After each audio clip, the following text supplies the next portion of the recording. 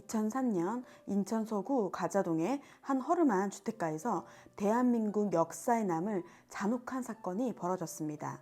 당시 그곳은 평범한 일상이 이어지던 조용한 주택가였으며 이 끔찍한 사건 이후로는 그곳을 기억하는 이들에게 큰 충격과 공포를 남긴 장소로 남아있게 됩니다. 그곳에서 벌어진 사건은 단순한 살인을 넘어서 인간의 상상을 초월하는 잔혹함을 보여준 토막 살인 사건이었습니다. 이 사건의 피해자인 오 씨는 평범한 택시기사였습니다.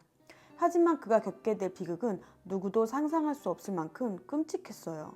그의 시신은 잔인하게 여러 조각으로 잘려 있었으며 손가락의 지문은 범인에 의해 완벽하게 도려져 있었습니다. 마치 경찰이 그의 신원을 확인하지 못하게 하려는 듯한 의도적인 흔적이었습니다.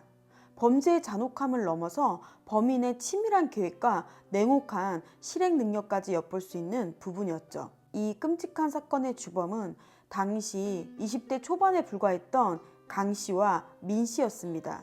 아직 젊은 나이에 저지른 그들의 범죄는 그 잔인함으로 사람들을 경악하게 했고 사건의 충격은 오늘까지도 잊혀지지 않고 있습니다. 제가 사진을 보여드리면 기억하실 분들이 많을 거예요. 그들이 벌인 잔혹한 행위는 단순히 우발적이거나 충동적인 범죄가 아니라 오랜 기간 계획되고 실행된 치밀한 범행이었습니다. 강 씨와 이 씨는 이전에 영등포 구치소에 수감되었을 때 서로 알게 되었습니다. 흔히 말하는 교도소 동기였던 이들은 출소 후 함께 새로운 삶을 찾는 대신 범죄를 통해 불을 쌓을 결심을 하게 됩니다. 그들의 범죄는 단순한 강도나 절도 같은 일이 아니었습니다. 그들은 철저히 사람을 상대로 한 범죄 계획을 세우고 더욱 끔찍한 방법으로 실행에 옮겼습니다. 당시에는 불법으로 택시 영업을 하던 개인 운전자들이 많았고 강 씨와 민 씨는 이들을 범행 대상으로 삼았습니다.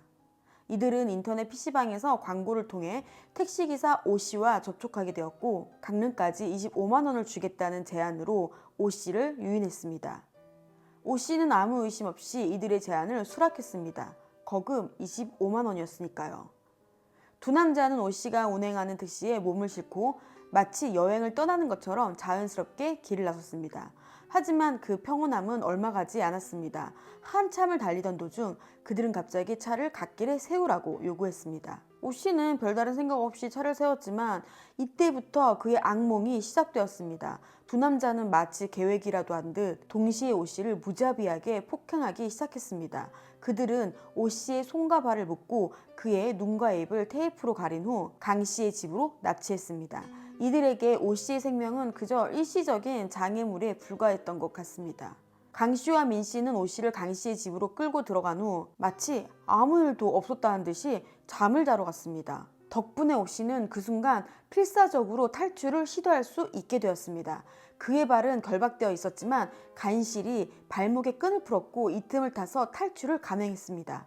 하지만 너무 겁이 났고 혹시나 테이프를 뜯다가 소리를 듣고 강 씨와 민 씨가 깰까봐 오 씨는 어쩔 수 없이 두 손이 묶인 채 눈과 입까지 가려진 상태에서 천천히 앞으로 다가갔습니다. 하지만 보일러에 부딪혀 넘어지고 말았습니다.